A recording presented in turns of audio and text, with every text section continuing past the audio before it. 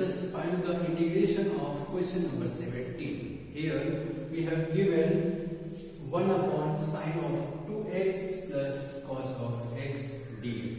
Okay, students, first of all we have to write the formula for sine of 2x. The formula for sine of 2x, that is 2 into sine of x into cos of x. You know that sine of 2x is equal to 2 sine x into cos of x. Okay, and cos of x, right term same to same here, that is cos of x और यहाँ पे dx. Okay, there are two terms, first term and second term, and both having common function, that is cos of x. So taking common as cos of x, and we have 2 sine x plus 1 dx.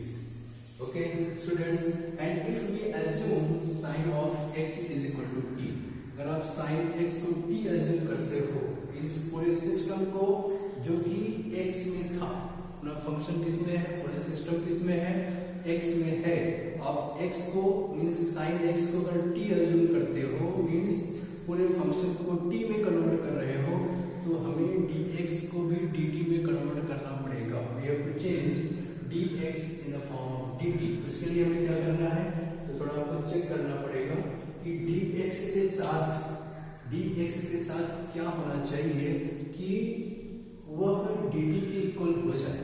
Okay, हम कैसे करेंगे, तो अगर आप sin x को t assume करते हो, okay, in the derivative of both sides we get cos of x dx is equal to dt. okay, means अगर आप sin x को t assume करते हो तो dx dt कब होगा, when dx के साथ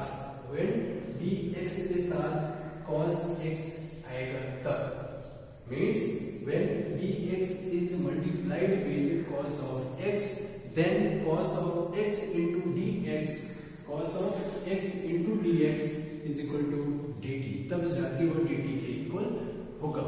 ओके, मतलब हमें अब यहाँ पे देखो dx तो अकेला है, मतलब 1 है, 1 into dx है, तो हमें dt कब होगा, जब उसके साथ cos x आएगा, तो हम cos x कैसे लाएंगे, तो हमें क्या करना पड़ेगा, multiplying and dividing by cos of x. Okay, और जब आपने यहाँ पे cos x से मल्टीप्लाई किया तो क्या बन गया, cos स्क्वायर x बन गया, और यहाँ पे उसको ऐसे रहने दीजिए, 2 sin x और प्लस 1, और यहाँ पे आया dx. ओके, आगे देखते हैं. मतलब अगर आप अब यहाँ पे sin x को आप t में assume कर रहे हो, मतलब ये वाला पूरा ब्रैकेट t के फॉर्म में आएगा, मतलब 2t plus 1 आएगा. क्लियर हो गया. If you are assuming sin x as a t, then we get 2t plus 1. यहाँ तो 2t plus 1 बनेगा, और यहाँ पे cos x ds क्या बनेगा, dt बनेगा. ये बच गए, केवल टर्म, ये फंक्शन cos स्क्वायर x बच गया. ये t में कैसे कन्वर्ट होगा, अब क्योंकि cos x का डायरेक्ट रिलेशनशिप t से नहीं है, cos x का रिलेशनशिप t से नहीं है, किससे है, sin x से है. ओके, तो हमें क्या करना पड़ेगा, cos x को t में, cos x को sin में कन्वर्ट करना पड़ेगा. तो कैसे होगा, this one is equal to cos of x dx upon cos square x, that is 1 minus sin square x, और यहाँ पे क्या है, बगल में है 2 sin x प्लस 1. ठीक है, अब देखिए आपने sin x को t assume किया तो 2t plus 1 बनेगा. यहाँ भी तो sin x ही आ रहा है, ठीक है, यहाँ भी तो sin x ही आ रहा है. ओके, एनी प्रॉब्लम, आप इसको t सब्स्टिट्यूट कर देना. तो this one is equal to cos x dx is equal to dt. यहाँ तो क्या बन गया, that is equal to dt. cos x dx is dt, 1 minus t square. sin x is t, 1 minus t square. Our second term is 2t plus 1. सही है ना, sin x is t, तो 2t plus 1. अब देखो, अब करना है using your partial fraction method. Okay, तो कैसे होगा, आप इसको उठा के बाहर लिखते हो, that is 1/1 minus T square और 2t plus 1। Okay, and this one is equal to 1/1 plus T, that is a square minus b square, 1 plus T 1 minus T 1 minus T और तीसरा 2t प्लस 1 इज इक्वल। ठीक है, अब आप use कर सकते हो, क्यों यूज कर सकते हो कि यहाँ पे नॉन रिपीटेड लीनियर फैक्टर्स हैं। रिपीटेड है तब भी कर सकते हैं, जैसे कुछ प्रॉब्लम है नहीं, बट अब आप पार्शियल फ्रैक्शन मेथड को यूज करना है। कैसे यूज करोगे, देखो 1 plus T that is a/1 plus T, b/1 minus T plus c/2t plus 1। ठीक है, क्लियर हो गया। चलो आगे बढ़ते हैं। After cross multiplication we get 1 plus T 1 minus T और 2t प्लस 1। आपने इसको एलसीएम लिया। अब एलसीएम लिया तो यहाँ पे किसकी जरूरत है, ए को किसी से मल्टीप्लाई आपने किया, कितना एलसीएम मिला, ए को आप किस टर्म से किस फैक्टर से मल्टीप्लाई करोगे और डिवाइड करोगे कि कितना मिलेगा। देखो अपने इसके पास 1 प्लस टी तो पहले से था, इतना चाहिए था, इतना चाहिए और एलसीएम तो इतना तो ऑलरेडी इसके पास है, मतलब इसी से हमें इसकी जरूरत थी, इन दोनों की जरूरत थी, तो आपने इन दोनों से मल्टीप्लाई किया, डिवाइड किया, तब जाके इतना एलसीएम बना। तो हमने क्या किया, 1 माइनस टी और 2t प्लस 1 से मल्टीप्लाई किया और डिवाइड किया। सिमिलरली बी के पास है, बी देखो यहाँ पे इतना चाहिए था, अब इसके पास 1 माइनस टी ऑलरेडी है, 1 माइनस टी ऑलरेडी है, तो किसी से मल्टीप्लाई डिवाइड किया, 1 plus T and 2t plus 1 से मल्टीप्लाई और डिवाइड किया टू कंपनसेट द एलसीएम। किसी की आपने 1 plus T and 2t plus 1 बात आती है सी। सी के पास 2t प्लस 1 है, 2t प्लस 1 है, इसकी जरूरत है, इन दोनों की जरूरत है, तो क्या बना 1 माइनस टी। ठीक है, तो 1 plus T into 1 minus T that is 1 minus T square.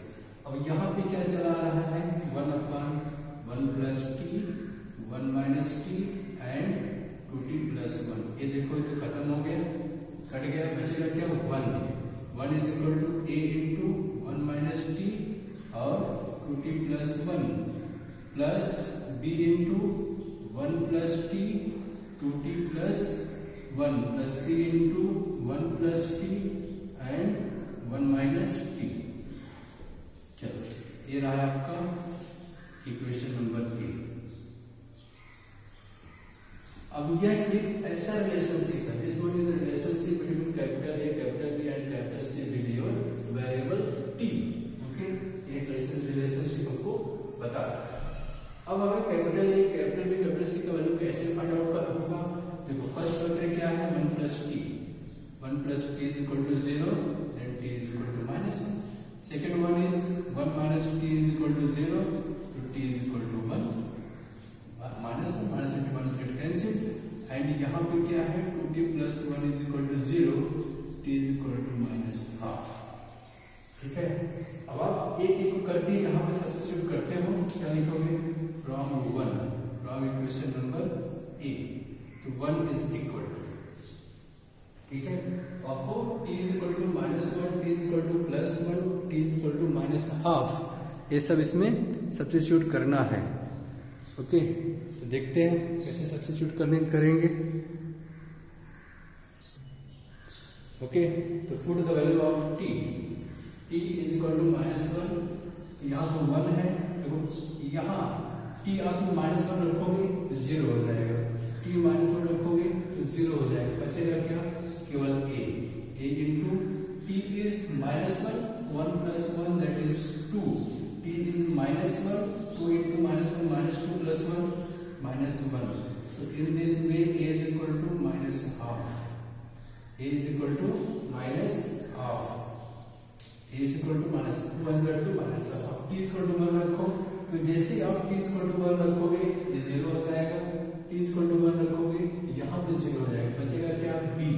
So 1 is equal to b into t is equal to 1, तो 1 plus 1 that is 2, t is equal to 1, 2 plus 1 3, b is equal to 1/6। यहाँ पे c is equal to t is equal to 1 minus 1/2 रखोगे ये 0 होगा, ये 0 बचेगा क्या c। तो c times 1 minus half 1 plus half, plus क्यों, क्योंकि माइनस इंटू माइनस प्लस, और यहाँ plus into minus minus, then we have c 2 1 में से हाफ निकला तो 1/2, 1 में हाफ ऐड हुआ that is 3/2, and this one is c times 3 1s are 3 upon 4, so c is equal to 4/3, c is 4/3, okay। So a is equal to 1/2, b is 1/6, c is equal to 4/3। Students note कीजिए ना, तो इस तरह से भी आपको a b c value find out हुआ है, okay.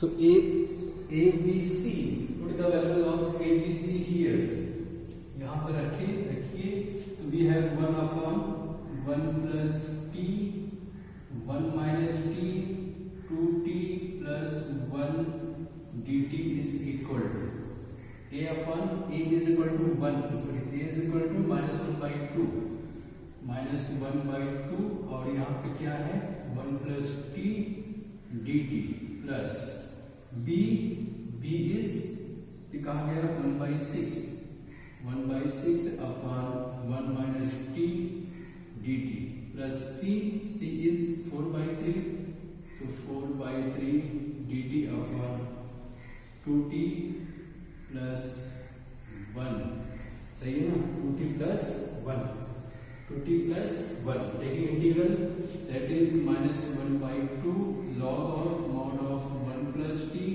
plus 1/6 log of mod of 1 minus c t plus 1/3 log of 2t plus 1 and dividing by coefficient of t, ठीक है, कोएफिशिएंट क्या है 2, तो यहाँ पे कितना होगा 6, 2 से डिवाइड करोगे 4/3 upon 2 that is 4/6, और यहाँ पे plus c, this one is equal to minus half log of t, t means t को आपने क्या यूज किया sin of x plus t is equal to sin of x 1/6 log of 1 minus sin of x plus 2/3 log of 2 into sin of x plus 1 plus c, okay।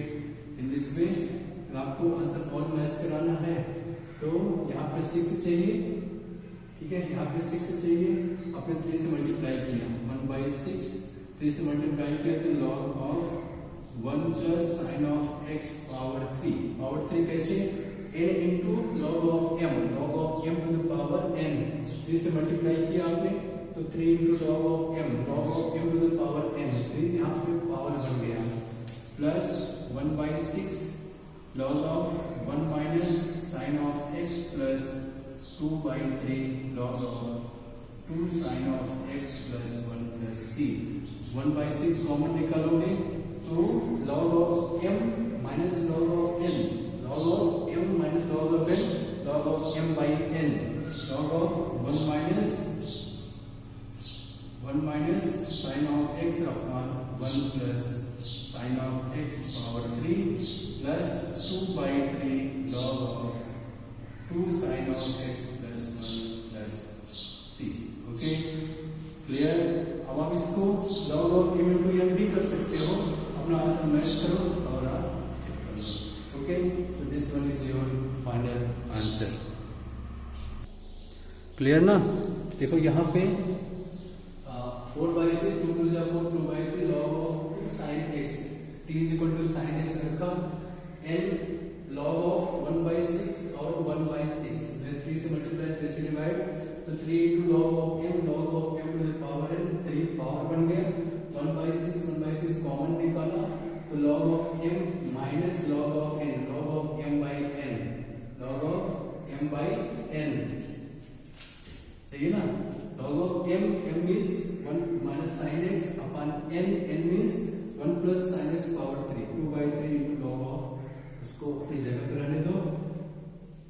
और आपको simplify करना है तो आपका n into log of m into plus n into log of m भी apply कर सकते हो। तो please check your answer in text book and make the correction. Okay.